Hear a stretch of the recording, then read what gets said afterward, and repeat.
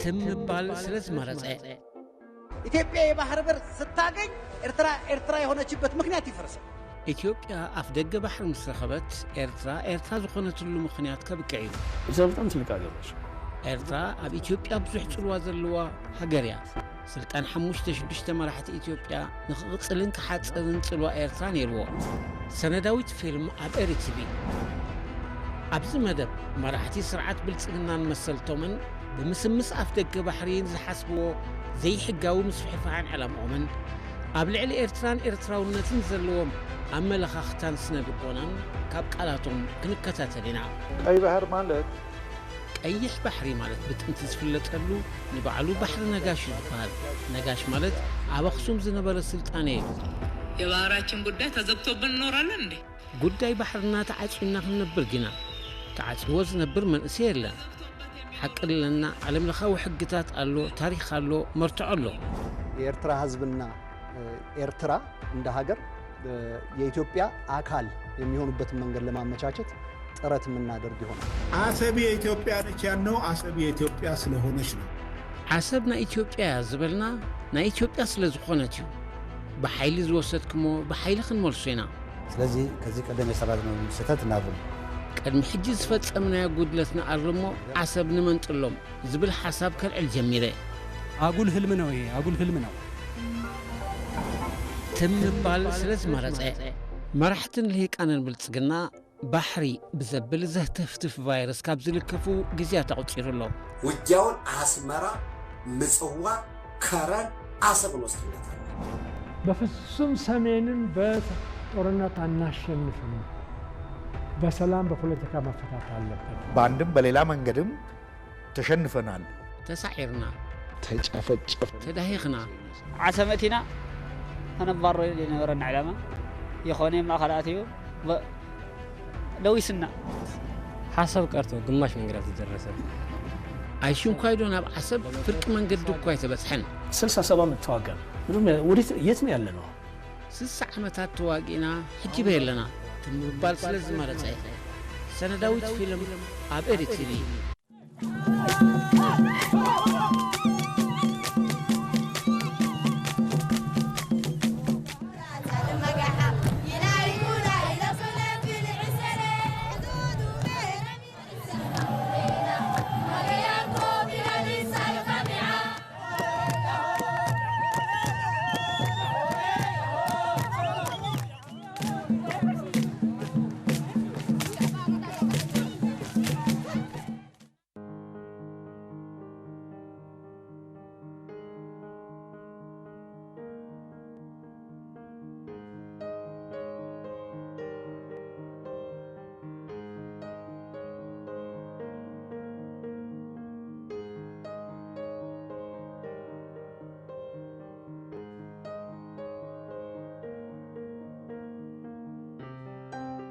راي عند مصاخلو كاب كوربوريشن زراتن طريتني كوربوريشن زراتن طريتن زوكل سرح قاعزنا مصينا لنا ابزخا كمواهد مدب كاين يسرح لكو ز كوربوريشن كاس ابتفالله اب لمعات زراتن طريتن زنطف تكالي تفالاليته اغرو اندستريات አለው ተፈላለ መመስራት ካላት አለው ዝ ኮርፖሬሽን ዝጀመረሉ ኣብ 2012 ሓድሽ ወፍሪ ኣብ ሕርሻ ብምብጋሰን ከምኡን ንጸንሓት ካላትን ብምጥርናፍ ይጀሚሩ ተፈላለ አግሮ ኢንዱስትሪ ኣብ ትሕቲ ተጠርኒፈን ተፈላለ ሕርሻታት ተጠርኒፈን ከምኡን ሓድሽ ሕርሻታት ብምብጋስ ስርሑ ኣብ 2012 በአዋጅ ቁጥር ጋዜጣ ኤርትራ ጀሚሩ ማለት ሽመይ ሳሊም ዓለም ሰገድ ይባሃል ኣብ ኮርፖሬሽን ዘራትን ጥሪትን ኤርትራ ኣብ ክፍሊ ፋይናንስ ይሰርሕ ነዚ በዓል እዚ ድማ ናይ 2026 ፌስቲቫል ድማ ትካለይ ወኪለ ኣብዚ ይሳተፋለሁ ኣብዚ ኣጋጅዳ ተቀበልኩ ብሮሸር ድማ ዝተፋላለየ ሰለስተ ዓይነት ቋንቋ ይዕድል ኣለሁ ማለት እዩ ሽመይ ናሆም ሳሙኤል ይባሃል ካብ ምሕረድ ስጋ ባርካ ካናድስ ቁጥር 3 ወይ ኢንኮደ መጽለኹ ኣብ ፌስቲቫል 2026 ድማ ነዜና ኣብ ዘይን ቀሪበን ደለዋ ስጋን ውጽኢት ስጋ ናይ ሓሰማን ስጋ ናይ ብዕራይን ነቐርብ መጽና ኣለና ፍልልያቱ ብገፊሕ ሆነ ረድ መጽለኹ ኣብ ምሕረድ ስጋ ባርካ ካናድስ ቁጥር 3 ዓይነት ኣገልግሎት ሕሪና ንህብ ቀዳማይ ዓይነት ንላዕለዎት ትካላት ትምህርቲ ናይ ዕደና ትካላት መንግስታውያን ትካላት ነዚአን ኣብ ብውሽጣዊ ዓቕሚ ዝፈረዩ ከብቲ ጌርና በቲ ሪኩዌስት ናቶም ተሓሪዱ ዓፅሚ ተኣልዩ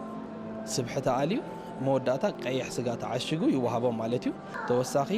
እታ ካልኣይ ዓይነት ኣገልግሎት ሕርድ ንህቦ ኣብ መሕረድ ስጋ ባርካ ካናድሽ ቁጥር 3 ኣብ ኣስመራን ከባቢ ኣስመራን ድለው ትካላት መሸጢ ስጋ ናቶም ከብቲ ሒዞም መፅሞ ብድሮ ኣትዮም ተመርሚሮም እዚ ንማሕረድቲ በቑዕ ምስ ተባህለ ናብ ሕርዲ ኣቱ ወይ ብእንግሊሽ አንቲሞርተም ንብሎ ብድሕሪኡ ብመኪና ናትና ጌሮም ኣብ ትካላት ናይ መሸጢ ስጋ ይበፅሕ ማለት እዩ ሳልሳይ ኣገልግሎት ንውራያት ገለመለ ንሰብ እናቱ ከብቲ ሒዙ መፅሞ ተሓሪዱሉ ክወሃቦ ይኽእል ማለት እዩ እዘን ሰለስተ ዓይነት ኣገልግሎት ሕርዲ ንህብ ኣለና ነዚ ንኸነላልኻ ኣብ ፌስቲቫል መፂና ኣለና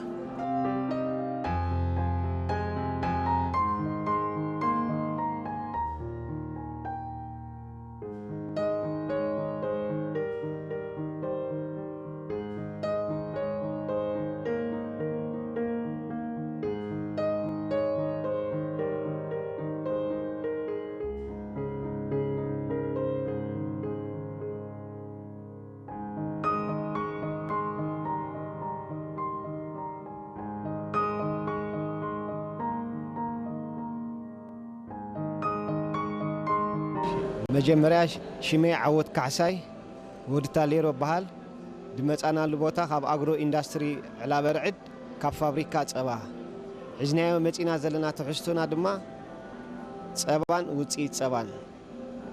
ጸባ ክንብል ከለና ከም በዓል ጠስሚ ቡሮ ሪኮታ ፋርማጆ እዚኣቶም ሒዝና መፂና ኣለና ድመይ ኣስራት ኣፈወርቅ በሃል ካብ ሓልሓለ ዲር ፋርም መፅእ ኣብዚ ኣቕሪበ ዘለኹ ብሓፈሻ ብዛዕባ ኣብ ትሕቲ ኮርፖሬሽን ዘራእትን ጥሪትን ኤርትራን ኮይኑ ስሙ ከም ዝሕብሮ ብዛዕባ ዘራእትን ጥሪትን እዩ ዝጥርንፍ ዚ ኮርፖሬሽን ኣነ ብዛዕባ ጥሪት ይኸ ነገር ማለት ኣብ ትሕቲ ኮርፖሬሽን ዘራእትን ጥሪትን ኤርትራ ኣብ ጋሽ ባርጋ ኣብ ኣባጊዕ ይኹና ከብቲ ይኹና ኣለዋ ኣብ ከብቲ ማለት እዩ ጅሰን ብባህላዊ ዓይነት ኣተሓዛ ይተሓዛ ኣብ ሓላሎ ዘለዋ ከብቲ ግን ሰለስተ ዓሌት ናይ ፀባያን ብዘበናዊ ኣገባብካ ይተሓዛ ሆልስቴን ፍሬሻን ዝበሃላ ጸሊምን ጻዕዳን ሕብርና ኣለዋ ብራውን ሕብሪ ዘለወንካ ብራውን ስዊዝ ንብለን ጻዕዳን ቀይሕን ሕብሪ ዘለወንካ ሰሜንታል ዝበሃላ ኣለዋ ማለት እዚአን ኩለን ዝተመርፃ ንፀባ ኢለን ዝመፃ ካብ ደገየን ማለት እዩ እጂ ካብ ገዘአና ትሒዝካ ብምልእ ዝካየድ ምሕደራኻ ዘበናዊ ኮይኑ ኣብ ሳይንስ ተመርኮሰ እዩ ማለት እዩ እቲ ንዓን ክበቅዕ ዝኽእል ካብ ገዘአን ካብ መንበሪአን ጀሚርካ ማለት እዩ መንበሪአን ግቡእ ንዓን ክበቅዕ ዝኽእል ኣብ ሳይንስ ዝተመርኮሰ እዩ መግቢ ዝምገበኦኻ ንዓን ዝበቅዕ ማለት እዩ ካልእ ሕክምናዊ ኣገልግሎት ዝረኽቦኻ እቲ ንዓን ዝበቅዕ ብምሉእ ኣብ ሳይንስ ቤዝ ዝኾነ ማለት እዩ ማሽንስ ዘመናዊ ወይ ከዓ ከምዚ ስታንዳርድ ዝኾነ ሳይንስ ቤዝ ዝኾነ ማለት እዩ ብሓፈሻ ነዚ ይመስል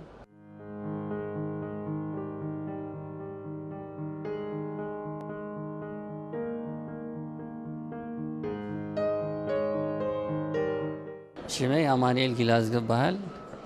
ሒዜ መፅእ ዘለኹ ኣብ ትሕቲ ኮርፖሬሽን ጥሪትን ዘራእትን ዝካየድ ንጥፈታት ኮይኑ ፋብሪካታት ኣብ ትሕቲ ጥሪትን ዘራእትን ዘለዋ ናይ ኣፊምቦል ኣለና ኣብ ኣለቡኻ ባናቶም ኣላትና ናይ ዘይቲ ፋብሪካ ኸ ኣብዚ ቀረባ ግዜ ዝተተኽለት ኣላ 6 ዓይነት ሒዘ መፅእ ኣለኹ ሕጂ እዚ ኦርጋኒክ ኩሉ ሒዝናያ ዘለና ሕጂ ኦርጋኒክ ባናቶም ከ ከምኡ ማለት እዩ ካብተን ሕርሻታት ኣብ ትሕቲ ጥሪትን ዘራእትን ዘሎ ሕርሻታት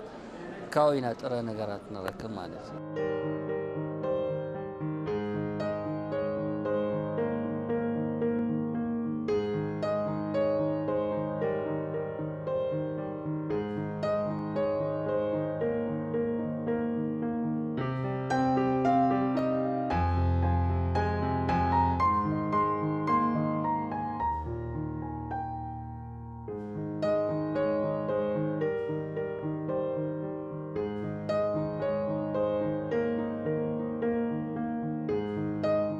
حري مجمرتا شمي أماني المهرة أبهاب تبان كاب كوربوريشن زراعة طريتن ألوبو يمتى نزل فيستيفال زخاب زعوا حفشاوي ألوبو وركشوب أب كوربوريشن زراعة طريتن زبرك توسرح قلت يمتى مالتي كام مجمرتا زي أنا ألوبو وركشوب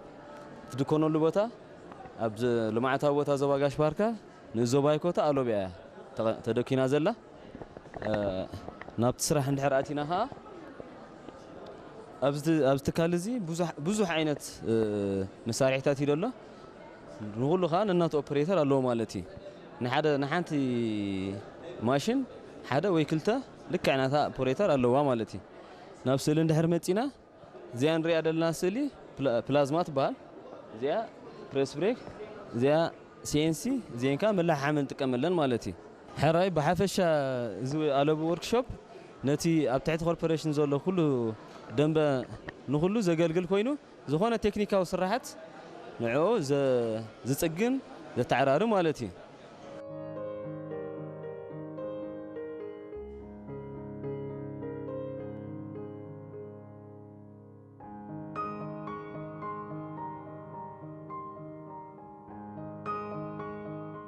شماي كبرابي ما نبهر زمت أخلو تكالكاني كاب كل صور عدو على دي متي مالتي كل صور ويكا أمس حالي مخزن كنا بركلنا عبي ناي كولين سيستم ويكا ناي سرعة مزح هذا خوينو كاب تعبي إرتراها قرنا زركب زعبي ويكا إندستريال درجة إلا نتوعها حدي مالتي أو هاجر إرترا سلست كل صور ينزلوا عندي أو على بتركب اتناتا كاباسيتا ناي كل تشحتوني كاليتي أب عدو عدد نحن مش شحتون سالتيتها أب مساوا ناي 10 شح تونالاتنا مالتي علامة نايز كل صور كان تايو ما بي مسفرة كأكب تخينو زحلي يلي مالتي سلازي بسنكي سنة زحلي زبالشو مقبل خونه مرهانيت ويكام سمك بستأثر نجارات نغيلو نازيو تقند علامة نايز كل صور مالتي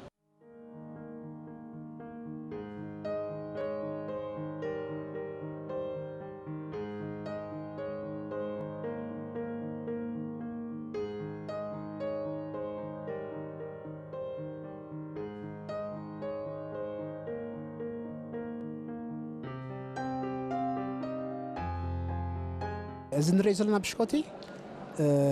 أب برئيس جنرال ميلس أب كم حارة زفر بشكوتي سموها بقاليتا ويكا بقسمات زفلت بشكوتي دبزها خاني مصر مكلخان إن ينصرح مالتي كاب بشكوت وصعي فينو يفريو دي ام كي باستا فروسكان فرشكيلون زفر عبي تكالي الرئيس سمي جعفر برهاني بال توكيلز مسا كله كابتكال باركا كانارس فابريكا عشوق مقبي مالتيو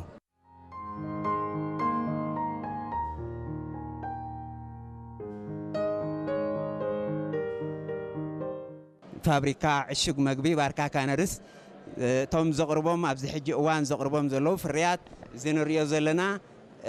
صبحي حملين بلو زخا صبحي عتر بلو مالتي حجز مصنا طره نغرات زي سلا زخونه امبر استفال على عينه طره نغرات عساق نسرح نخل سغا نسرح نخل كالو طرتاتون بصبح ملكع كندالو نخل سلازي باطقلال زي يمثل نيتكال باركا كان رز ملكت فرياته يغني له شمي ميرون ابراهيم بحال كوربوريشن زراعتن طريتن احدو ميكانايزيشننا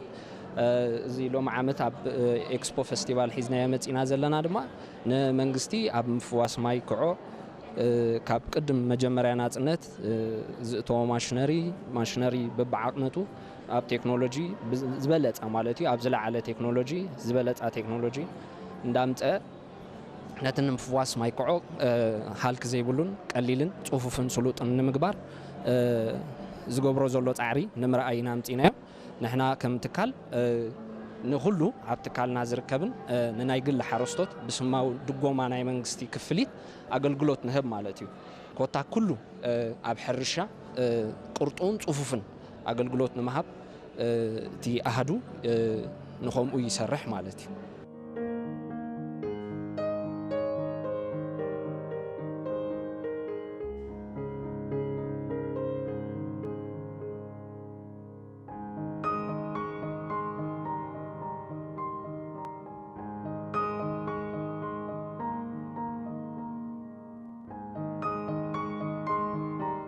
سمي برخت هابتت ينبهال كاب تكال كوربوريشن زراعتن طريتن إيرترا مالتي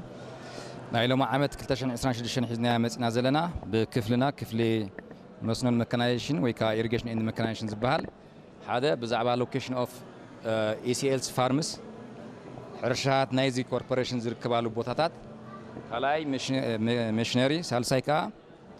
ብዛዕባ ፓይሎት ፕሮጀክት ናይ ሕርሻ ሓልሓለ ሒዝና መፂና ኣለና እዚ ተዳልዩ ዘሎ ካርታ ኣብዚ ቅድሜና ዝረአየና ዘሎ ብምትሕባር ምስ ማእከል ካርታን ሓበሬታን ኮይኑ ተዳልዩ ዘሎ ማለት እዩ ተመላሊኡ ዝኸይድ ሓደ ካብ ሓደ ዝተናፀረ ዘይኮነስ ነንሕዱ ተወሳሲቡ ዝኸይድ ማለት እዩ ነንሕዱ ዘሎ ዲፓርትመንታት ወይ ከዓ ክፍልታት ማለት እዩ ራይ ሽመይ ኢሳያስ ደሳለ ይበሃል ዝመጻኸሉ ትካል ድማ ኮርፖሬሽን ዘራእትን ጥሪትን ኤርትራ ይበሃል ኣብዚ ትካል እዚ ከም ኪላ ስነ በቕሊ ኮይነ ይሰርሕ ኣለኹ ማለት እዩ ኣብዚ ናይ ሎም ዘመን ፌስቲቫል ሒዝና የቐሪብና ዘለና ትሕዝቶ ናይ ኣሕምልትን ናይ ፍረታትን ናይ ኣካልን ኮይኑ እዚ ትካል እዚ ድማ ነዚም ብምሎም ክንብሎም ፀናሕና ኣብ ዝተፈላለየ ቦታታት ናይ ኮርፖሬሽን የፍርዮም ማለት እዩ ንኣብነት ኣብዚ እንተዳ መፂና እዚ ኣቮካዶ ኣብ ከባቢ ሓልሓለን ዒላ በርዕድ ንፈሪ ሎም ዘመን እዚ ሒዝና ቀሪብና ኣለና ንኽእል ማለት እዩ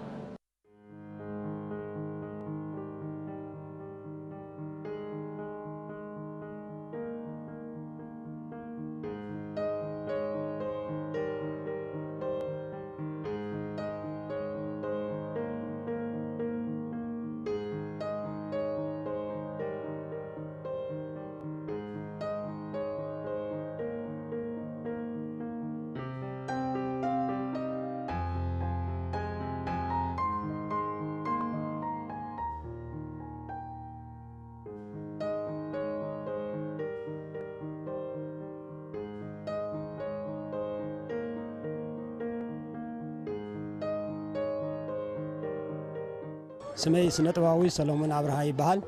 ካብ ዝመጽእ ኩሉ ኸዓ ካብ መኮንን ጎስጓስን ሓበሬታን ሚኒስትሪ ምክልኻል እዩ ንሎሚ ናይ 2026 ፌስቲቫል እዚ ዝኣክል ስነጥባዊ ስራሓት ወይ ውርሻታት ገድሊ ሒዝና መፂና ኣለና ካብተን ውርሻታት ገድሊ 5 ፓርቲ ሒዝና መፂና ናይ ሰውራ ዝነበረ ካብኣተን ሓንቲ እዚን መራኸቢታት እየን ኣብ ግዜ ሰውራ ዝነበረ መራኸቢታት ሓደ ናይ ኣዘዝቲ ካልኣይ ድሕሪ መስመር ምስ ኣዘዝቲ ኮይኖም ሬድዮ ርክብ ተሰኪሞም ሓበሬታ ዘመሓላልፉ ነበሩ ብድሕሪኡ ከዓ ድሕሪ መስመር ኮይነን ሬድዮ ሒዘን ኣብቲ ሰውራ ብኸመይ ይንቀሳቐስ ወይ ብኸመይ ሓበሬታ ይወሃብ ነይሩ ምስጢራዊ ሓበሬታ ምስ ግፍሕብ ስለ ዝነበሮ እቲ ዝነበረ ሓበሬታታት ፅበብ ክብል ምእንቲ እዚ ዓይነት ሬድዮ ከም መበገሲ ተጠቂሞም በዚ ይኸዱ ስለ ዝነበሩ እዚአን ከዓ ካብ እንዳ መራኸቢታት ዝሃቡና እየን ማለት እዩ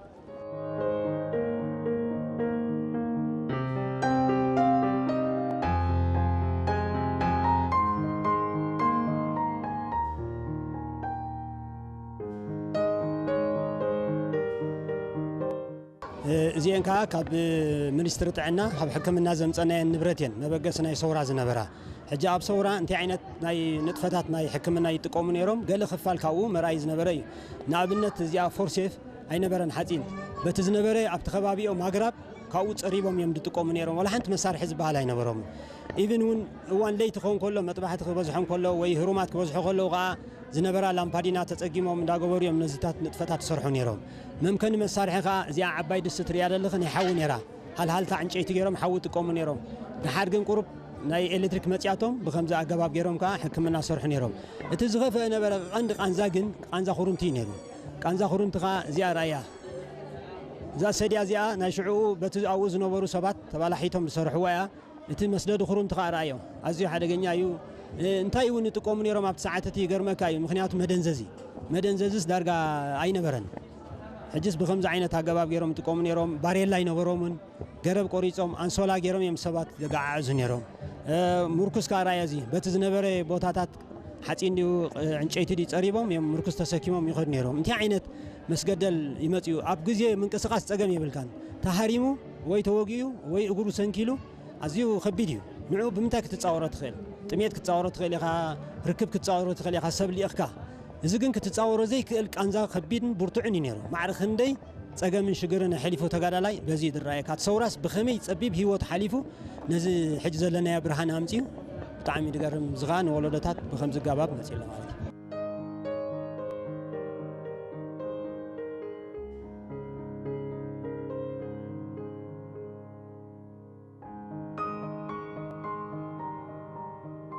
هراي زين كا خابتن دمصنا يندبلكو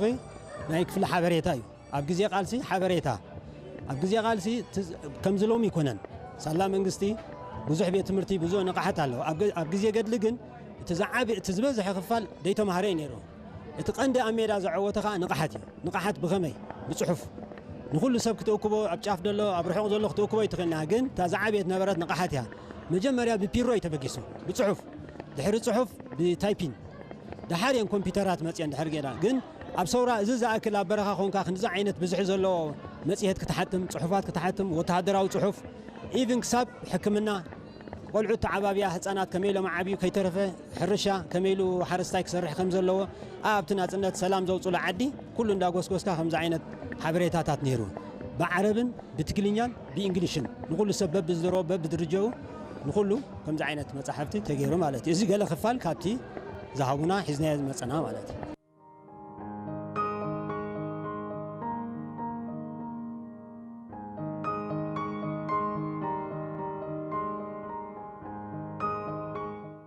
إذن دا سنكي ولا زخونة أبي خمتي مجمريا زحبرنا نيروم قتل شمتيت كاديو قال كا تبلعو يحلف نيرو ده حرق نيشتي مستروت مسترغبه ناي مشارف ترغيبو مشارف كا ناب أحدو نخبتصح بخمي يبصح ترانسبورت يلن مكاين يلا تفعلالي نجار يلن انتاي لا تبالا حيتهم مجمريا بمونكوب كا خمي كا تحلفه حدا سب ويكل تسب أبا حنت قنتال كندز أكل مشلات تسكيم كا بوحجي حدا والكسب كمان بوحج من نفس ترايك حلف كندي سكرتها كندي سبي دمو دولار نريال لنا أبت ساعات تجن حدا سب كنتالين قالن تسكيمو بوحج تايز بالعلامان يروم أبز صحف هلا وحج ده كنا أنا معدو كنا وحج زلوا بصوتنا إن أنا معدو يدبن أبز غا خم تزحبرونا أنا إنداسن كعبالات نزم مشارف إذا نخص جورو هيوت نخد حنو هيوتهم عاد فيهم مسخلهم تسكيمهم مخلو وحج وسيدهم بتحتي أقرب النهارهم استفعل لي تسقى من دامزهم زيتات أبتحمه عزيز بطعم خبيت دحار قرب مستروت مستفترة تيا طحنيت تراكتر متيا نت سراوي تاع حدا خونكا خططحنا له سلازي قال بهوص ابوتو يبصح تا تراكتر كا اندا تنقسقست نتي اخلي خططحنا لهم جميرا مالتي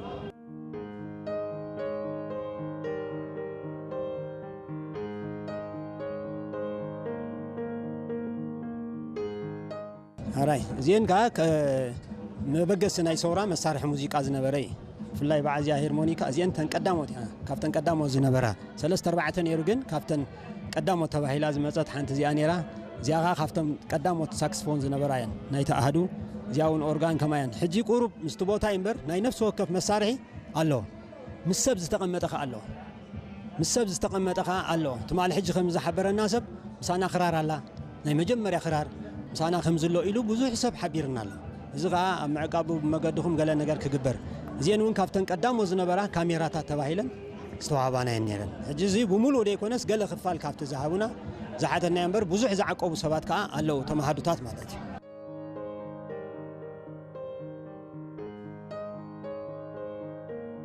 زياب بأبالنا مكونن قصقاصن حبريتان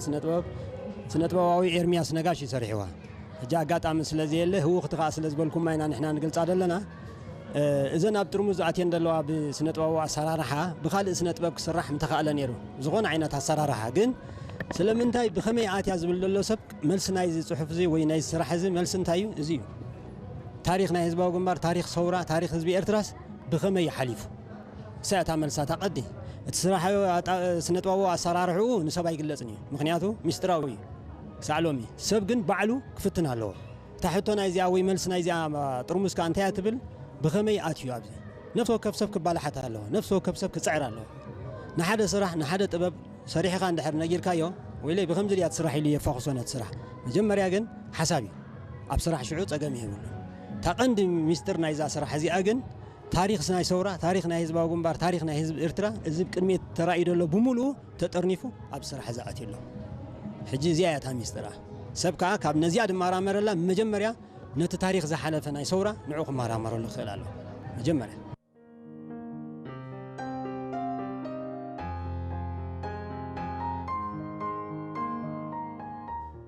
اسمي متكلم أنا بحال كاب ما كون حبريتان قصقاص المنستر مكلخالي أبزخان هادونا المنستر مكلخال المنسترنا زوكل حبشاوي قباتات قريب له مالتيو زي أبز قريب زلوا قباتات كاب كل عدمة تركبوا ولادو نبلع عسراتات ክሳብ 50ታት ዝርከብ ስነ ጥበበኛታት ሓቢሮም ደቂ ተባዕትዮን ደቂ ኣንስትዮን ዘፍረይዎ እዩ ማለት እዩ ብዓቕሚ ከዓ ንሕንሕዱ ካብቲ ጀማሪ ክሳብ ትምኩር ናይ ገዛ ርእሱ መልእኽትን ጥበብን ተመክሮን ዝሓለፎ ስራሕ ቀሪበሎ ማለት እዩ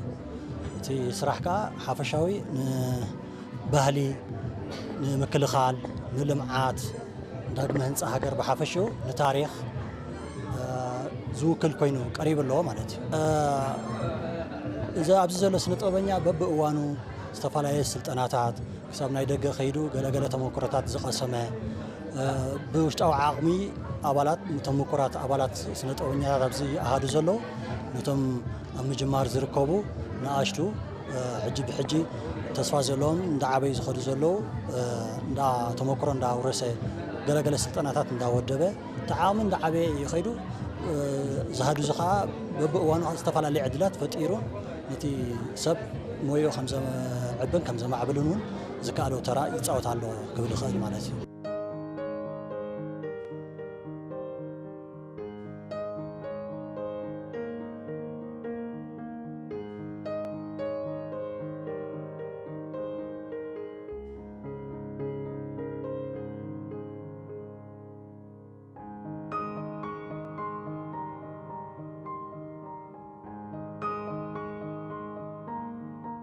እዛ ኣብ ዘላ ቅባ ኣነ ብናተይ ስራሕ ማለት እዩ ቀሪባ ዘላ ከምዛ ቀዲመ ዝበልክዎ ሕጂ ዘለናዮ መድረኽ ንምዕባልን ንዳግመ ህንፃ ሃገርን ዘእንፍት ተስፋ ዘለዎ ገለ ዝሓሸ መድረኽ ዘለና ኣሎ ከም ምዃንና መጠን ንዳግመ ህንፃ ዝውክል ንልምዓት ዝውክል ቅባ ኣቕሪበ ዘለኹ ማለት እዩ እዞም ኣብዚ ንሪኦም ዘለና ዘጋይታት ናይዚ ሃገር ትማል ሃገር ልዕላውነታ ንኸይድፈር ንምክልኻል ሃገር ንምድሓን ኣብ ስራሕ ፀኒሖም ሃገር ኣድሒኖም ልዕላውነታ ውሒሶም ከዓ ሕጂ ንህንፃ ንልምዓት ተዳልዮም ከም ዘለዉ ተወፍዮም ክሰርሑ ተቐሪቦም ከም ዘለዉ ስቲል እውን ነቲ ዕዮ ክዓይዎ ፀኒሖም ሕጂ እውን ይዓይዎ ከም ዘለዉ እያ እታ መልእኽቲ ተሕልፍ ማለት እዩ ስለዚ ከዓ ሃገር ክከላኸሉ ፀኒሖም ሃገር ተኸላኺሎም ሕጂ እውን ኣብ ልምዓት ይኣቱ ስለ ዘለዉ ከዓ ኣርስታ ከዓ እንታይ ኢለያ ኣለኹ ተውለ ኢለያ ኣለኹ ማለት እዩ ተውለ ከምቲ ኩላትና ንርድኦ ዳብል ኤጀንት ማለት ንክልተ ተልእኾ ዝዓምም ማለት እዩ ሕጂ ሃገር ብብረት ንዝመፃ ተፃብኦ ተኸላኺሎም ኣድሒኖም ሕጂ ኣነ ህንፀታን ዲጋታት ኣብ ምስራሕ ህንፃታት ኣብ ምስራሕ ካልእ ልምዓት ናይዚ ሃገር بمقبر إنسان خد كل زهجر كل زبركتو زلو أبركتو قال كابتي بحر بيجلفا بحسر زبالة أصبح بينا نوكل الناس قرب سرح يخون يمالتي زي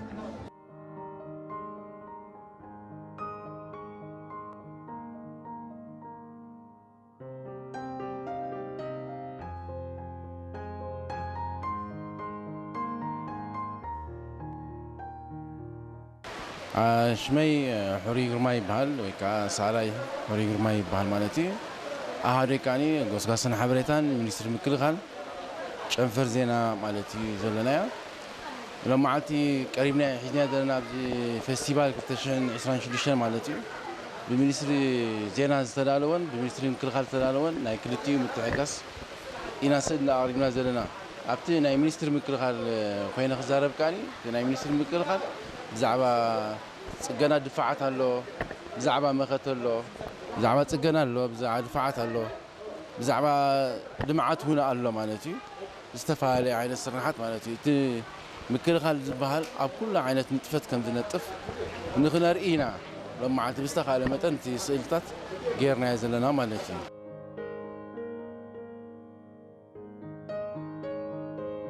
علامو بزعبيه نتي حجز الله ولدو نموراسيو نت زي فلطو خاني نحو خان مفلاتيو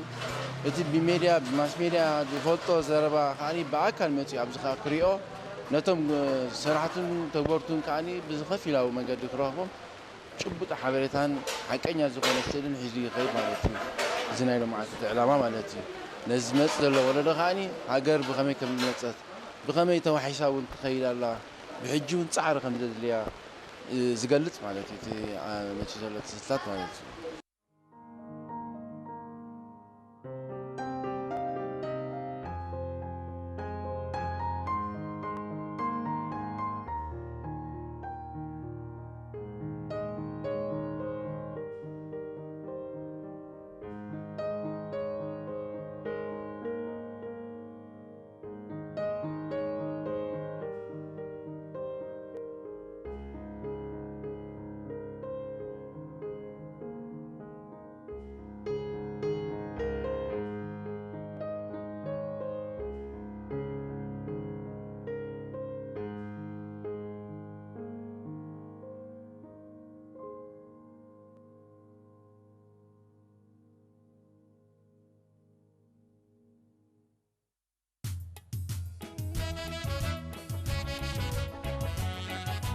عراي ملء شمي إبراهيم سليمان بهال كاب أدراش مريت إكزيبيشن زوب عن سبع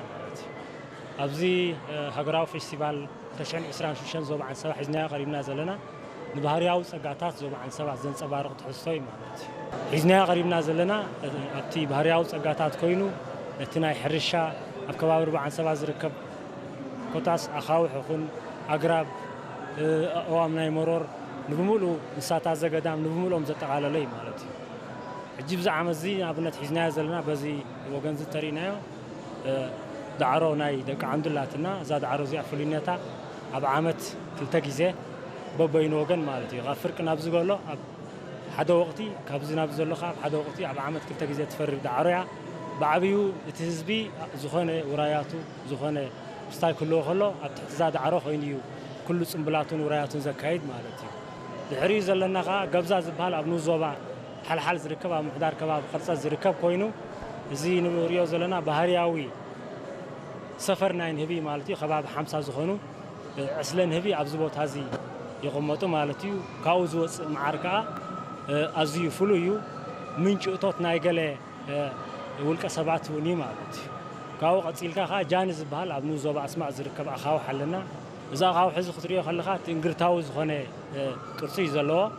بعبي خا بيت مرصورة أبزي كباب زي جانن ولا زلنا أبنو زوبا أسمع زركب أبتحتيو كم زنبرتن كم استمسرتن ينقر ويزرب مالتي دعري زلنا تحسخا قدام عدام با مالتي زي قدام زي أب على 14 شوعات زنقد قداميو أزي فلويو بتي تفتراوي ساينترينا ون مالتي دعري بعبي ربع سبال لنا تي ربع سبال ولا زلنا ما بقيتش شم نايتي زوبايون منجي قطباون حرشاون توت ناي نبار نايتي زوباي زغا نتي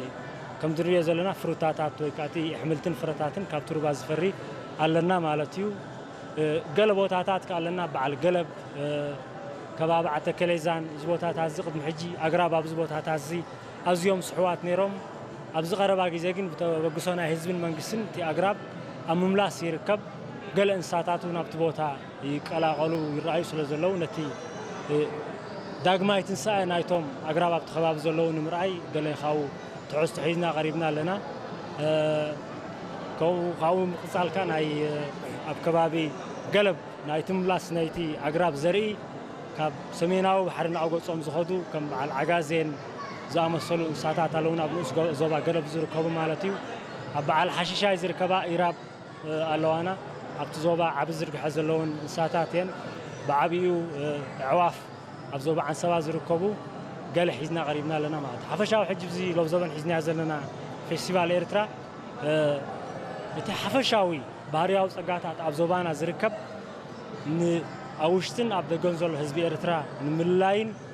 مسحب نبصحتي المبارن تي فلوي زبال وي كات فروي زبال زلنا بارياو صقاتات حزنا ابزي فيستيفال 2020 حزنا قريبنا لنا مالت قالوا فلوي زغبرو اب بزحات ناي مدبر فلسطات ناي زوبانا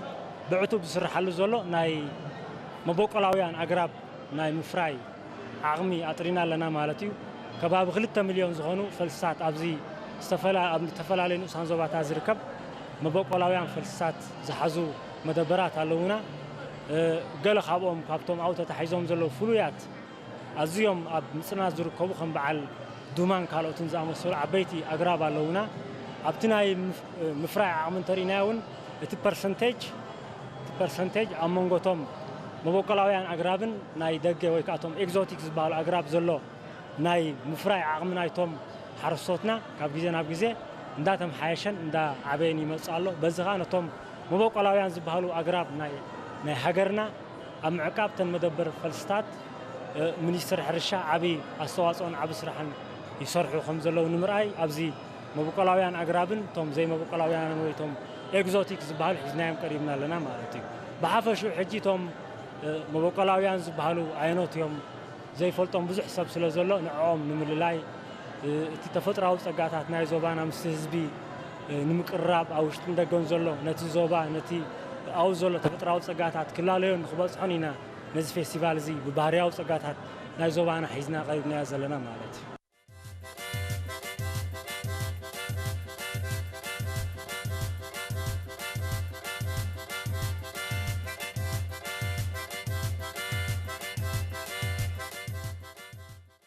كم تنموت كوشة زوبا عن سبا بسلسة بهيرات ماميقا استغيبا تركب بقوانكو بلين تقرأ كمون بهيرة تقرأ مالت زي دنبزي استفل عليه نبرتات أوشتو حقوي فلو نناتو أقلال تزغل أكال اللو أنا هجي بناتي بناي بهيرة تقرأ أقلز أنا بهيرة تقرأ كم زنوري أزلنا بزاهدمو استفل عليه نبرت حزنا غريبنا لنا مالت كابنا بتو محرس عت حسكا تناي سباي زباه النبرت بملو ناي دامر عود زباه النبرت كا بملو أبو تداليو أمدنا لنا مرتي لو محمد كان فولي استفل عليه عينة نبرت حزنا مسينا لنا كم مسارحي كوينات وزومو قرادة كم ثلاثة أربعة ولدو زجبرة نبعلو بدري ناي ثلاثة ولدو زلوا بدرون حساب كم زي نبرت تستفز زلوا نبرت بعفشة أبزوبانا حزنا مسينا هم زلنا كحبري فاطمة مالتي توم نايلو عمد كابت زبالة صفولين نتزلوا غاني توم حزنا هم زلنا مرعوتي نايحج مرعوتيهم أبحثنا زلوا مرعوتي هنا حزنا مسينا تصبونا قور مالتي كم تقول السب زمنيو توم مرعوتنا كم تا أبراهام ساران زفريق فريلنا تو أبزز ولدون نوم زتك قنلنا ناي حكينا تاد مرعوتي حزنا هنا قريب نازلنا كابتو أب كلهم كشتات فلي أبيلوا زلوا مالتي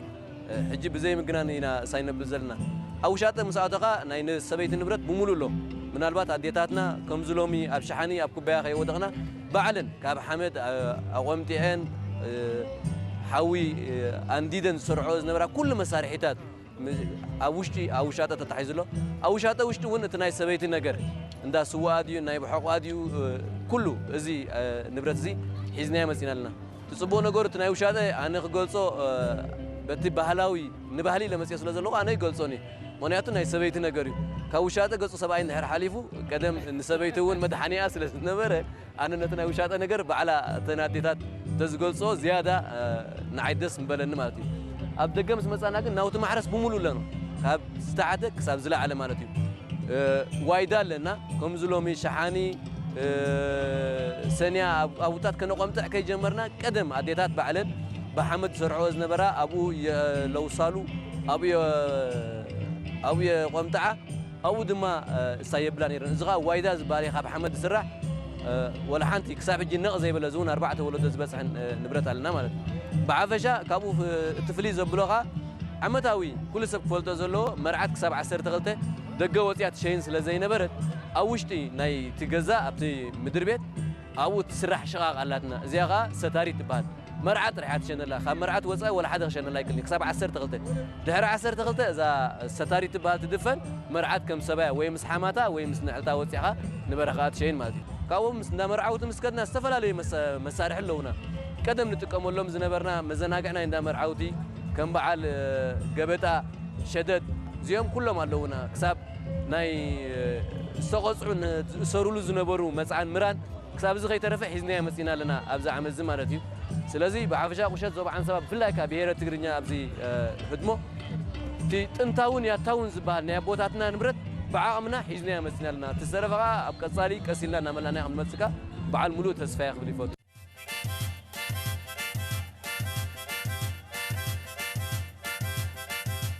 مجمرة عملوا شماع عثمان محمد سعيد بحال حلاف بحال سبورت النوزو بحقازيه كوميتي دكان عبياتي يسرح لقنا خا ብሔር ትግራይ ሒዛቶ መፅያ ዘላ ከዓ ከም ሰባት ሒዛቶ መፅያ ዘላ ኣቦ ሓጎታት ኣለዉ ሓሙ ኣቦ መርዓዊ ኣሎ መርዓውቲ እውን ኣለዉ እዚ እዎ ብሔር ትግራይ ዝውክል እዩ ብሔር ትግራይ ከዓ ኣብ ዞባ ዓንሰባ ሓደ ካብ ኣብ ዞባ ዓንሰባ ትርከብ ብሔር ትግራይ ትውክል ድሕሪኡ ከዓ ብሔር ትግራይ ሒዛቶ ዘላ ከዓ ውሽጢ እዚኦም ኣብዚኣ ዘለዉ ኣቦታት መርዓውቲ እዮም እዚኦም ኣብዚኣ ዘለዉ ከዓ የማና ንሪኦም ዘለና ከዓ መርዓውቲ እዮም እዚኦም ካብ እዚ ዘለዉ ከዓ እዚኣ ንሪኣ ዘለና ገዛ ከዓ ናይ ኣባ ሓጎታት እያ ሕጂ ከምቲ ንብሎ ብሄራትና ከዓ ኣብ ዞባ ዓንሰባ ነፍሲ ወከፍ ዓመት ነፍሲ ወከፍ ንዞባ ዝርከባ ንኡሳን ዞባታት እንደቀያየርና ንኩሉ ባህሊ ክፈልጡ ሓደ ዓመት ሃበሮ እንተመፅያ ካልኣይ ዓመት ገለብ ትመፅእ ሳልሳይ ዓመት ኣስማትኩም እንደበልና ኩለና ኣብ ሓጋዝ ዘለዋ ንኩለን ነባፅሐን ኢና ግን ኣብነት እዚ ንሪኦ ዘለና ኮር ናይ ገመል እዩ እንደገና ኣቦ መርዓዊ ዘሎ ከዓ ኮር ናይ ገመል ኣለና ኣብ ውሽጢ ከዓ ዘለና ኩሉ ብሄራት ትግራይ ዝውክል ኣለና ማለት እዩ ምስ ኣባ ሓጎታት ዘለዉ ምስ ኣቦ መርዓዊ ዘሎ ኣብ ብሔር መርዓ ዝርከብ ከዓ ብሔር ትግራይ ዝውክል ንብረት ኣለና ማለት እዩ ሓራይ መጀመርታ ሽመይ መሓመድ ድሪስ ይበሃል ካብ ዞባ ዓንሰባ ኢና መፂና ካብ ንኡስ ዞባ ሓልሓል ንኡስ ዞባ ሓልሓል ካብ ከረን ብምዕራብ 45 ኪሎ ሜትር እያ ትርከብ እሳ ከዓ ሕጂ ሒዝና መፂና ዘለና ከዓ ናይ ብሔራ ብሌን ቀድም እንታይ ከመይ ከም ዝነበረ ብሔራ ብሌን እሱ ሒዝና መፂና ዘለና ኣብዚ ንሪኦ ዘለና ከዓ ሕጂ ክልተ ገዛ ኢና ሒዝና መፅና ሓንቲ ትኩል እያ ትበሃል እታ ሓንቲ ከዓ ኣብሉራ ኢና ንብላ ማለት እዩ እቲ ኣብሉራ ትበሃል ናይ መርዓትን መርዓውን እያ እቲኣ ከዓ ናይ ኣቦን ኣዴን እያ ማለት እያ እቲኣ ትኩል ንብላ ማለት እዩ ሕጂ ነናተን ትሕዝቶ ኣለዋ ማለት እዩ እቲ እዚኣ ከማዓራት እርግ ኢና ንብሎ ወይ ከዓ ዓርቃይ ዝበሃል ኣሎ ኣብ ክልቲአን እዩ ዝርከብ እቲ ናይ መርዓትን መርዓውን ክኸውን ከሎ እዚ ከዓ ናይ ኣዴን ኣቦን እዩ ማለት እዩ ኣብቲ ትኩል ዘሎ ማለት እዩ ሕጂ ከምዚ ትሪኦ ዘለኻ ከዓ ኣብቲ ቅድሚ እቲ ትኩል ዳስ ኢና ንገብር እቲኣ ዳስ ከዓ ኮፍ መበሊት ናይቲ ኣቦና እያ ማለት እዩ እቲ ኣቦ ኣብኡ ኮይኑ ዝኾነ ንያውቲ ናይ ብዑር ድዩ ዝኾነ ፃርቦ ዝደለየ እናፀረበ ከምዚ ትሪእዎ ዘለኹም ይፀርብ ማለት እዩ ሕጂ ኣብቲ ኣብሉራ ወይ እታ ኣብሎ ንብሎ ከምቲ ዝረኣኻዮ መርዓትን መርዓውን ጥራዮም ዝነብርዎ ኣብኣ መደቀሲቶም ንውሱን እዋን ማለት እዩ ኩሉ ግዜ ዘይኮነ እዚ ንሓፂር ግዜ ማለት እዩ ኣብኣ እዮም ዝነብሩ ማለት እዩ ኣብኣ ካብ ጀካ እቲኣ ዓርቃይ ንብላ ካልሲ ዋላ ሓንቲ የብላን ማለት እዩ ሕጂ ዘቦነ ትሪኦ ዘለካ ዝፀርብ ዘሎ ምስኡ ኣብቲ ቅድሚኡ መሳር ኣሎ ወይ ከዓ መጭረቢት ንብሎ ይፀርበሉ ከምዚ ከዓ መክሩና ንብሎ ብቢሌን ወይ ከዓ እቲ መንደል ትብሎ ብትግርኛ ይበሃል መስለኒ መንደል ኣለዎ ኣብኡ ከምዚ ትሪኦ ዘለካ ማለት እዩ ወዱ ከዓ ምስኡ ኮይኑ ኣብኣ ይዕልሎ ማለት እዩ ሕጂ ኣብታ ውሽጢ ገዛ እንድሕር ኣቲና ከዓ ዝተፈላለየ ኣሎ ሕጂ እቲ ገዓት ንሰርሓሉ ቆራዕ ኣሎ እቲ ቆራዕ ከዓ ብጨቃ ዝተሰርሐ እዩ ማለት እዩ ሕጂ ኣብቲ ቀደም ዝኾነ ናይ ሓፂን መፂና ነበረን ኩሉ ብዕንጨይትን እንታይ ሽሙ ብዕንጨይትን ብጨቃን ዝተሰርሐ እዩ ሕጂ ብሄራ ብሌን ከ እቲ ናብርኡ ኣብ ክልተ ነገራት ተመርኮሰ እዩ ግራቱ እኽሉ ካብ ግራቱ ፀብኡ ከዓ ካብ ጥሪቱ ማለት እዩ ሕጂ ካብ ጥሪት ሕጂ ከምቲ ዝበልኩ ከዓ ዓርበት መሳሊ የንፅፎ መቐመጢ ናይ እኽሊ እውን ካብ ቆርበት እዩ ኩሉ ከምቲ ዝበልኩ ኣብ ክልተ ተመርኮሰ እዩ ካብ ቆርበትን ካብ ጭቃን እዩ ማለት እዩ ሕጂ ትሪኦ ዘለካ እቲ ገዛ ከዓ ትኩላ ሽማ ማለት እዩ ክብብ ኢላ ኣብ መንጎኣ ከዓ ከምዚ ዓንድላታ ኣብኣ ትስራሕ ማለት እዩ ናይ ኣቦናን ኣዴናን እያ ማለት እዩ እቲኣ ኣብሎ ንብላ ብጋባ ጥራይ ተሰርሓት እያ ሕጂ ብጋባን ተሰሪሓ ክዳና ከዓ ተንኮባ እዩ ሕጂ ብምንታይ ብጋባ ሰሪሕኹማ ዝብል ሕቶ እንድሕር መፂና ወይ ካብኡ ስለ ዝበሉና ጋባ እንድሕር ብታሕቲ ቋሪፅካያ ኣልጢፋ ትስስን እንተፈሪያ ከዓ ብዙሕ ኣይትፈሪ ሕጂ ነቲ ውላዶም ከም ጋባ ሰስኑና ወይ ከዓ ከምኣ ፍረዩና ንምባል እዩ ብጋባ ተሰሪሓ ማለት እዩ ሕጂ እቲ መእሰሪኣ እውን ኩሉ ለኻይ ዝኾነ ገመት ሕዋስ የብላን እንታይ ዳ ኩሉ ሕዋስ ዘይብላ ብላኻ ጤና ተኣሲራ ዝብል ሕቶ እንድሕር መፂካ ወይ ካብኡ ኢሎም ስለ ዝሓተቱና ከዓ እቲ መልሶ እንታይ ይመስለካ ሕጂ ወላ ምርቑ ከለዉ እንታይ እዮም ዝብሉ መስለካ እንተ ተኣሲርካ መእሰሪ ለኻ ይግበረልካ በሃል ለኻ ሽዑ ተኣስረልካ ኣለኻ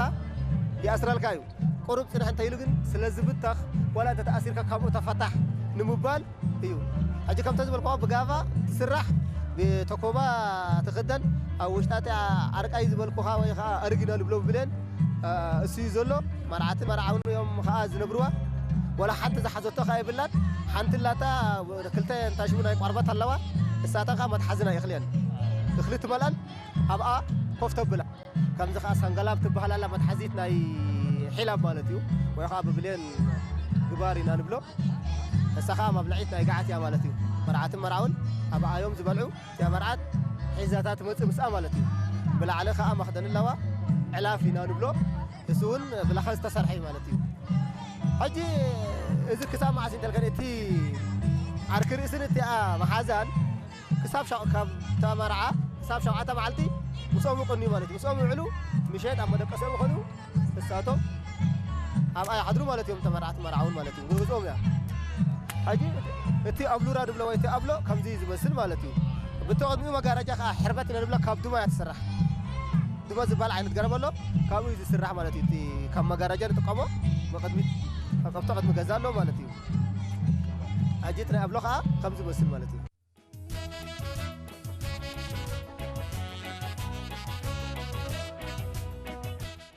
ራይ ስመይ ታምራት ከሰተ ይበሃል ኣብ ፌስቲቫል 2026 ኣዳራሽ ምርኢት ዞባ ደቡብ ሒዘ መፅእ ኣለኹ ኣዳራሽ ምርኢት ዞባ ደቡብ ከም ኩሉ ዓመት ለዘበን ከዓ ዝተፈላለየ ነቲ ዞባ ይገልፅ እዩ ንብሎ ትሕዝቶ ሒዝና ቀሪብና ኣለና ዞባ ደቡብ ሓደ ካብ 6 ዞባታት ኤርትራ ኮይኑ 3 ብሄራት ዘለዎ ሕርሻ ምቹእ ዝኾነ ክሊማን ሓመድን ዘለዎ ዞባ እዩ ለዚ ናይዚ ዓመት ፌስቲቫል ከዓ ነቲ ሕርሻዊ ልምዓት ዝገልፅ ንጥፈት ኣለና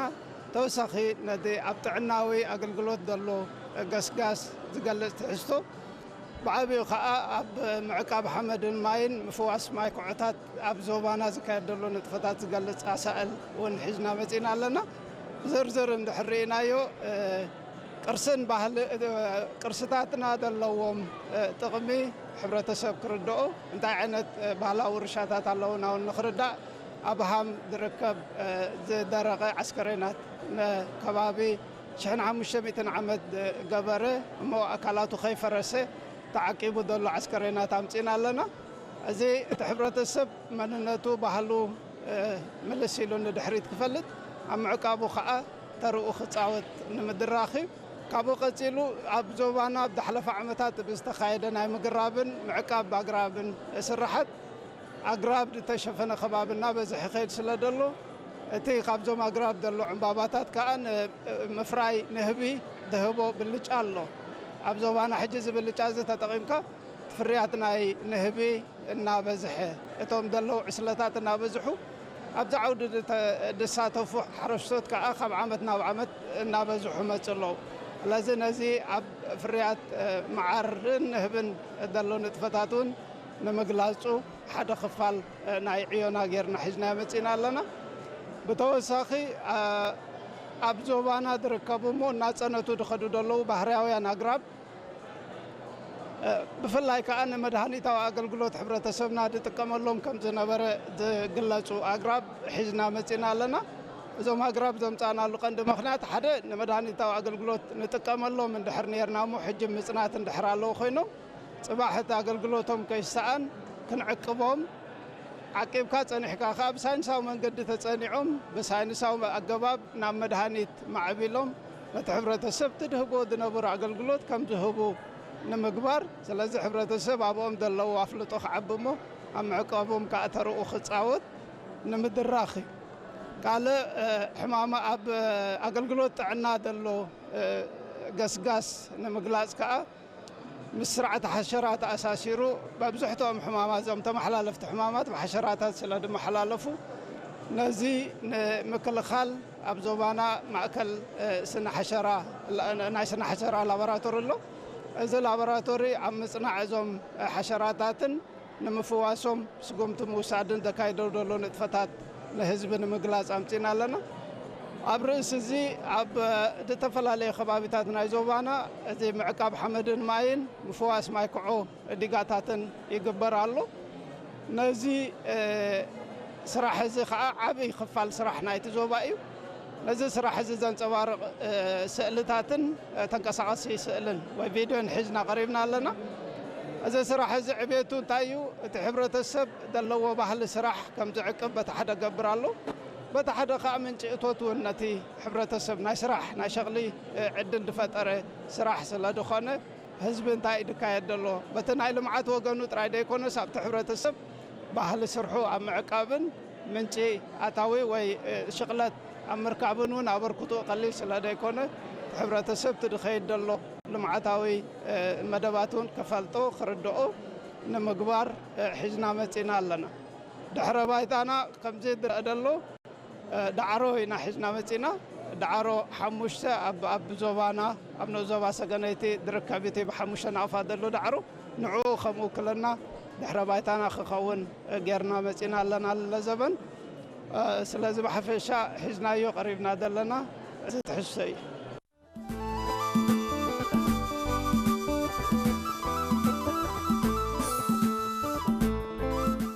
ስመይ መምህር ደበሳይ ዕቁበይ ይበሃል ተወኪለ መፅል ዘለኹ ናይ ዞባ ደቡብ ዝርከብ ያታዊ መነባብሮ ኢና መፂና ዘለና በዚ መሰረት ኣብ ህድሞና ኣብ ውሽጢ ህድሞ 4 ክፋላት ኣለዋ ደንበ ተኻልኣይ ከዓ ገበላ እቲ ሳልሳይ እቲ ምድር ቤት እንብሎ እዩ እቲ ራብዓይ ከዓ ውሻጤ ኣንስቲ ወይ ከዓ ኣዴታት ዝያዳ ዝንቀሳቐሳሉ ወይ ከዓ ምግቢ ዘዳልዋሉ ማለት እዩ ኣብዛ ውሽጢ ደንበ ከም እንሪኦ ዝተፈላለየ ዓይነት ንብረት ኣለና ሓደ ካብኡ ዋላ እንብሎ ዝፊ ቅድሜና ዘሎ ዋላ ማለት ከዓ ናይ ቃንጫን ወይ ከዓ ሳዕሪ እንቐምጠሉ ኣብ ግዜ ቆውዒ ኣኪብና ንግዜ ሓጋይ ወይ ከዓ ጥሜት ኣብ ዝህልወሉ ግዜ ንምራኽህ ወይ ከዓ ንላም ወይ ከዓ ንኣድጊ ዝኸውን ሳዕሪ እንቕልበሉ ወይ ከዓ እንህበሉ እዩ በዚ የማናይ ወገን እንተዳ መፂና መግበጢ ቆቋሕ ወይ ከዓኒ መድፈንያ ዝበሃል ኣለና እዚ መድፈንያ እዚ ከዓ ቆቋሕ እንደፍነሉ ኣገባቢ ወይ ከዓኒ ኣብ በረኻ ኣፃዊድናያ ንመፅእ ኣብ በረኻ ምስ ኣፃወድናያ ከዓ ኣብቲ በረኻ ከይድና ርኢና ቆቋሕና ንብለሉ እዚ ከዓ መድፈንያ ይበሃል ባህላዊ መሳርሒ ወይ ከዓ መድፈንያ ናይ ቆቋሕቲ ብየማናይ ተመፂና ናውቲ ማሕረስ ኣለና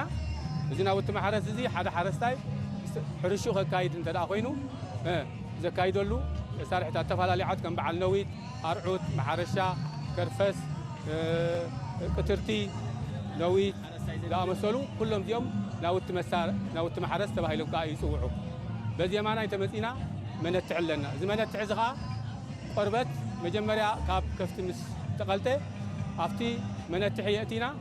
ዕንጉለን ሽንቲ ከፍትን ወሲኽና ንሓደ ሰሙን ወይ ክልተ ሰሙን ኣብኡ ነፅንሖ እሞ እቲ ናይቲ ቆርበት ፀጉሪ ዝያዳ ተመሊጡ ይኸይድ ብድሕሪኡ ናብ ፀባ ዝመልአ ዕትሮ ከዓ ንእትዎ ኣብዚ ፀባ ዝመልአ ዕትሮ ዝያዳ ሕጂ እንታይ ይኸውን ይለፍዕ ይልስልስ ቁሩብ ኣንቅጥ ኣቢሉስ ሓረስታይ ኣውፅኡ ሽዑ ተደልዩ መፅዓን ተደልዩ ማእሲ ተደልዩ ልቆታ ተደልዩ ዓይቤት ተደልዩ ከዓ ጥማሞ ክሰርሖ ይኽእል ሓረስታይ ማለት እዩ ናብዛ ውሽጢ እዚኣ ተኣቲና በዚ ንእዲ ናይ ሓረስታይ ኣሎ እዚ ሓረስታይ ኣብዚኣ ኮይኑ ነዞም ኣብዕሩ ዘብልዕ ኣብ ልዕሊኣ ፀዋሪት እንብላ ሓንቲ ባላ ነገር ኣላ እታ ፀዋሪት እዚኣ ነቲ መንፀፉ ኣብ ግዜ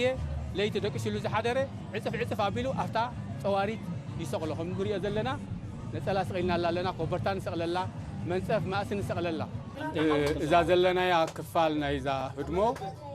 ምድር ቤት ትበሃል ምድር ቤት ኣብዚ ውሽጢ ምድር ቤት ከዓ ከም ንሪኦም ዘለና መርዓውት ኣለዉ ነቀርቃብ ይፃወቱ ኣለዉ ኣቀራቃሪ ይፃወቱ ኣለዉ ከም ንሪኦም ዘለና ስለዚ ሓደ ባህላዊ ፀወታ እዩ ንሱ ቀጢልና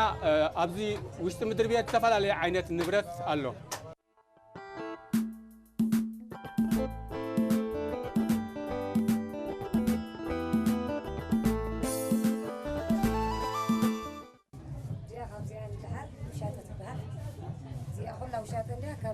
ካብዛ ቆፈላታ ውሻጠ ባሕሪ ናይ ሰበይቲ ተኣትዋ ጥራይ ማለት ኣረ ኣብዚ ውሻጠ ናይዛ ሰበይቲ እዚኣ ክሽነ እያ እንድያ ኣብዚ ሕጂ ብዙሕ ንብረት ኣለዎ ፃሕሊ ንህሊ ዝለዓል ረይዎ ጀበና ንእሽተይ ፃሕሊ ኩሉ ሒላብ ከኣት እያ ብዕንጨት ዝተፀረበ ሒላብ ናይ ምንታይ ናይ ቅጫ መቐምጢ ኣብ ክንዲ ሸሓነ ምናይ ሎሚ ቅጫ መቐምጢ ፃሕሊ እዚ ፃሕሊ እዚ ብስፈ ይኽደን ብጭቃ ጌርካ እውን ይኽደን ኣብዚ ከዓ ንህሊ መጎጎ እዚ መኽደኒ ብምንታይ ይስራሕ ብሓመድ ጭቃ ማለት እዚኣ ሕጂ መውፅኢት ተሃፋ ረሃፅ ንኸይነጥቦ እዚኣ ሕጂ ረይ በክልተ ኢልካ ክብድ በለ ስለ ዝኾነ ነዚኣ ገርካ ሕፍትካ እዚ ቁራዕ ኣጋጣሚ ሕጂ ትጥቆን ዝኽተሉ ኢና ኣቢልና ዘለና ሓዊ ነድዳ ኣሎ هذا أطوي حمد نفسه قعد نقعد زي قرع زين كل تقدمات وطن مقولة أفتي أكل زي أبو من تغاني سرقنا كابحي تبعينا ونتوع الحماسين حتى كابحي سرقنا توع دخل حقا أبزن أمتنا نقرأت كان هاللبس زعج شكنا أب حم عم تسرح حم عم تلحن لعنتنا كاوس تسرح زي شكنا بتي إن شاء الله فللي نشكنا نشان خان إذن الزبريت كتير نوبي حتى نزبلة زيادة حلبركي نمتى نتستلم كتب حق كم حسين تكملنا زيادة عليك نسبة حاجتاي كم ناس زوجان ما نقبل لنا أبزي أتلو يسمى استعطني نعم موضوع بلنا إذا حكي إذا سحل بركي عبلون يشتغلوا إذا نسمعون إذا نسبلي كأوز عبلون هذا خطة معون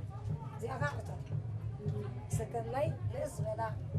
وكعبيز بلا زي أنت تسكبن كان مثلا زي ما خداني نبرة وزن قرن كده نايلن قرن تسكبن أحمد أستاذ قرن ماشي لخدين زالو تعزلين زالو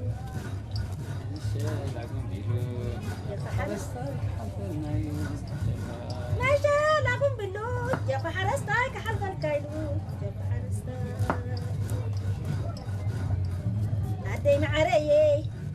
عدين عريي نجرا خموسو زمال الليل عدين عريي نجرا خموسو زمال الليل تحن دابو الشجراني خيدينا ويا مدري تحن داقو الشجراني خيدينا ويا مدري سجد الكاميري كل تورقت حدنا سلامتا عندنا هنا فوق